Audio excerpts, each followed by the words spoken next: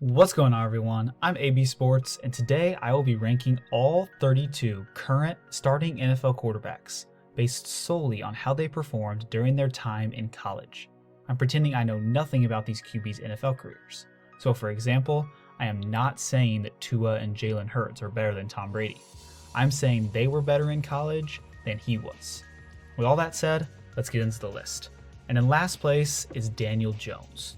Jones played at Duke and was not particularly good. He never even reached 3,000 yards in a season, and he threw 52 touchdowns compared to 29 picks in 3 years as a starter. He also had a below 60% completion percentage, and Duke was only 500 when he played. I don't know why he went 6th overall. Just ahead of him is Taylor Heineken. The current Washington starter played at Old Dominion and is the only undrafted quarterback on this list. He started one season, threw for 3,500 yards and 30 touchdowns along with 16 picks. Nothing special, but I do think he was better than his fellow NFC East QB in Jones. At 30 is Tom Brady. Most people know the story. He was drafted 199th overall and came out of nowhere once he began his NFL career.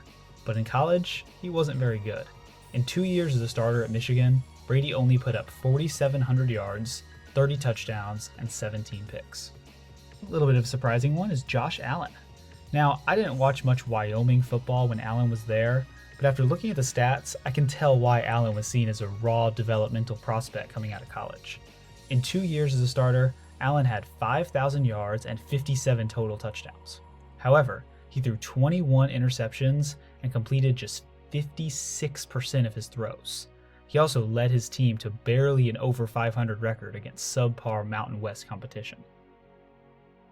28 is a weird one. Ryan Tannehill played wide receiver his first 2 years at Texas A&M. He had like 800 yards, so he's obviously a really good athlete. His quarterbacking wasn't fantastic when he made the switch though, so I didn't really know where to put him. 27, Tyrod Taylor, who might have been more of a running back in college than a quarterback.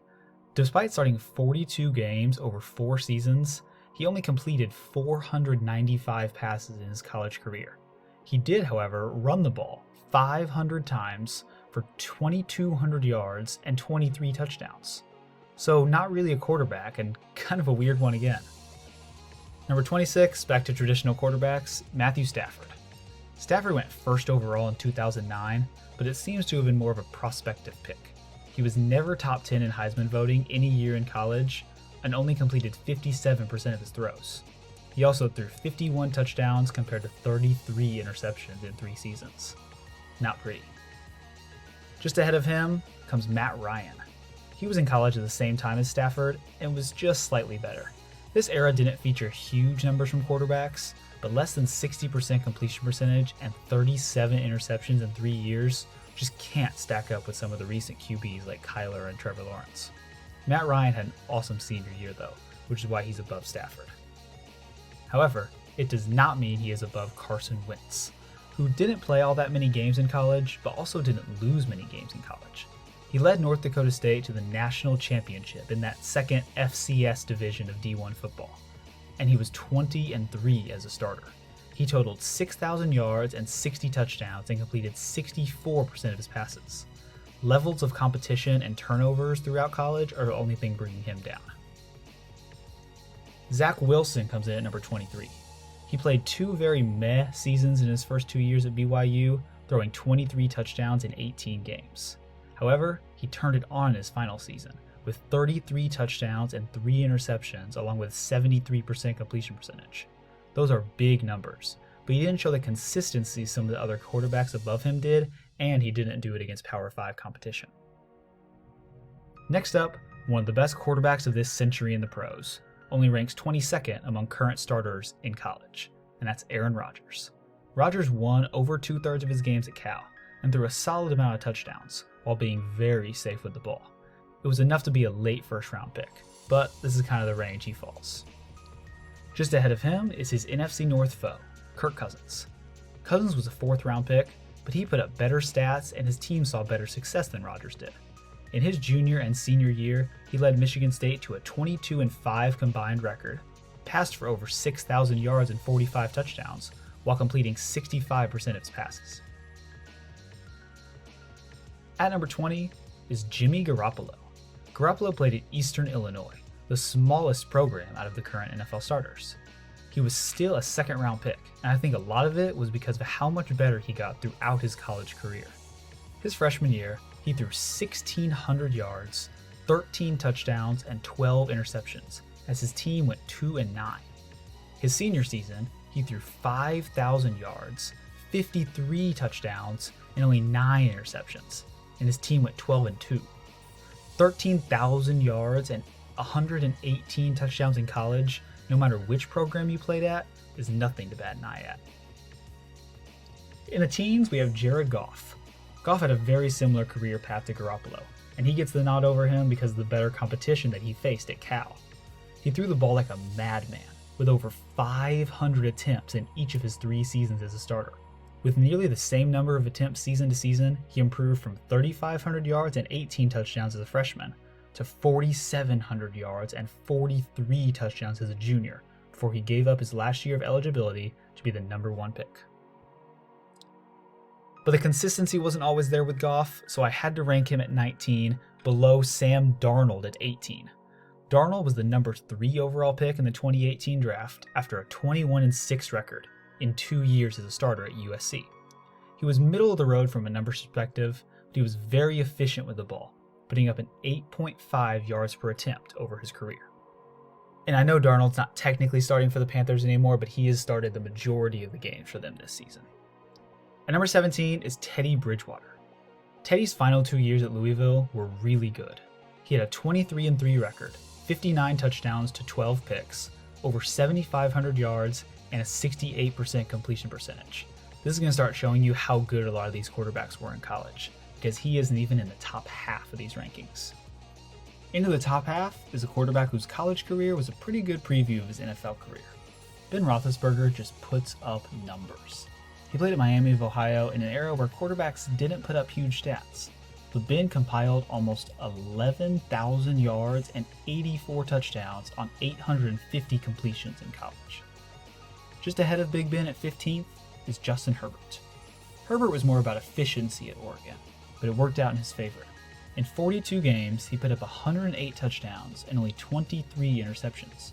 His 64% completion percentage and athletic flashes were the reasons he went as the 6th overall pick in 2020. At number 14 is Russell Wilson. Similar to Roethlisberger, Wilson put up some big numbers in his career. As a grad transfer from NC State to Wisconsin, he totaled over 12,000 yards and 130 touchdowns.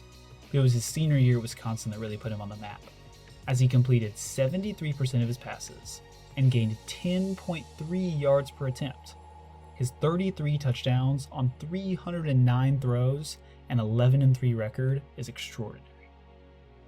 But 13th, former Mississippi State quarterback Dak Prescott. Dak was a 4th-round pick, but he really put up good numbers for playing in the modern SEC, throwing 9,000 yards and 70 touchdowns, while also rushing for 2,600 yards and 44 touchdowns. Number 12, Patrick Mahomes, who many think is the most talented quarterback in the NFL right now. In college, he threw for so many yards and scored so many touchdowns at Texas Tech. In his final 25 games as a starter, he threw for 9,600 yards and scored 115 total touchdowns. The only knock is that he just did not win all that many games. He was 13-17 as a starter, which means he can't be in the top 10. But right above him, Derek Carr. Carr played at Fresno State and was very safe with the ball, while also putting up some really big numbers. In his senior year, he threw for 5,000 yards and 50 touchdowns with only 8 interceptions, while leading Fresno State to an 11-2 record. In 3 years as a starter, he totaled 113 passing touchdowns and only 24 picks. Something that shouldn't be overlooked is the fact that he was throwing to Devontae Adams for most of his college career, but still, those kind of numbers will get you right outside the top 10. But entering the top 10 is Mack Jones. Now don't get me wrong, Mack Jones won the national championship last year at Alabama, but he was surrounded by a ridiculous amount of talent. He threw for over 4,500 yards and 41 touchdowns on 11.2 yards per attempt and only lost 1 game. It was just not very big of a sample size, and one of his wide receivers was so electric after the catch that he won the Heisman. I can't give Mack Jones all the credit for Alabama's success, but I'm still putting him in the top 10. Number 9 is the quarterback with one of the stranger college careers in recent memory, and that is Jalen Hurts. Hurts' teams in college went a combined 53-5 over 4 seasons. He put up 9,000 yards and 80 passing touchdowns, while gaining 3,000 yards and 40 touchdowns on the ground. That's 1,200 yards and 120 touchdowns. The weird thing is he had to transfer after getting beat out by Tua at Alabama. He put up a career renaissance with the Sooners, finishing second in the 2019 Heisman voting with a ridiculous statistical season, but he was so weird to rank. Into the top quarter of the list, we have Lamar Jackson coming in at 8th. Jackson won the Heisman as a sophomore and was 3rd in voting for the award as a junior. Pretty impressive. In 3 seasons, he passed for 9,000 yards and 69 touchdowns, and rushed for 4,000 yards and 50 touchdowns. The only thing keeping him slightly lower on the list is the lack of team success at Louisville, as Lamar was only 26-14 as a starter, which is still good, but not close to as good as the 7th ranked player. Jameis Winston, who won a national championship and had a 27-1 record at Florida State. He won a Heisman, put up 8,000 yards and 72 touchdowns in a 2-year span, and was rewarded with the number 1 overall pick in the draft. You can see how just unbelievable this list is getting. And it only gets better, with former Buckeye and current Bear Justin Fields coming in at number 6. Fields nearly matched Winston for wins, finishing 20-2 due to a shortened 2020 season.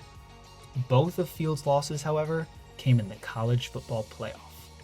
His sophomore season was one for the ages, with 41 touchdowns and just 3 interceptions, while completing 67% of his passes and finishing 3rd in the Heisman voting. And even that doesn't get you into the top 5. Heisman winners are just flying in at this point, with Kyler Murray bringing us into the top 5.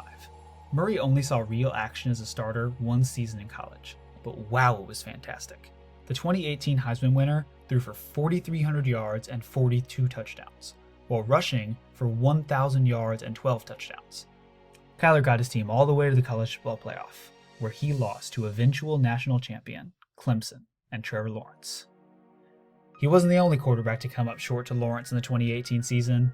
The other quarterback he beat was Tua Tagovailoa, and he comes in at 4th on this list. It was Tua's freshman year that he entered the game at halftime in the national championship and led a dramatic comeback to win the title for Alabama. It was his 2nd season that he passed for 4,000 yards and 43 touchdowns with only 6 interceptions to get Bama back to the title game before losing to Lawrence. His junior year, the Tide were rolling at 8-1 through 9 games with 33 touchdowns from Tua. He unfortunately had a terrible injury during his junior year, but a 26-2 record with the only 2 losses coming to quarterbacks ranked higher than him on this list is quite the sign of his college career. After number 5 and number 4 were the 2 quarterbacks who Lawrence beat in the 2018 college football playoff, number 3 is Lawrence himself. How does 11,000 passing yards and 90 touchdowns with only 17 interceptions in 44 games as a starter sound? It probably sounds even better if you know he also ran for 1,000 yards and 18 touchdowns. Oh, or that he went 42-2 in those 44 games and didn't lose a single one of them in the regular season. Pretty unbelievable from the former Clemson product. And it was hard for me to rank Lawrence at 3, but the things Joe Burrow did in his senior year were just unheard of. Burrow was the quarterback of the best college football team ever. He went 15-0, beat like 8 ranked teams while passing to the tune of 5,700 yards and 60 touchdowns with a 76.3 completion percentage. What? That doesn't even make any sense. He deservedly won the Heisman and was the first pick in the draft, but yet he is not the best current starting quarterback in the NFL based on their college numbers and success. That title belongs to Baker Mayfield. It was hard for me to not rank Burrow at 1, but he only did it once. Baker played at an extremely high level for his entire college career. In 3.5 years as a starter, Baker completed over 1,000 passes for almost 15,000 yards. He also scored 153 touchdowns. Yes, 153. From 2015 to 2017, Oklahoma was 34-6 with Mayfield at the helm, and he went from 4th in Heisman voting to 3rd in Heisman voting to 1st his senior year. A few months later, the Cleveland Browns drafted him number 1 overall. I hope you enjoyed this list. If you did, please leave a like and subscribe to the channel, and thanks for watching.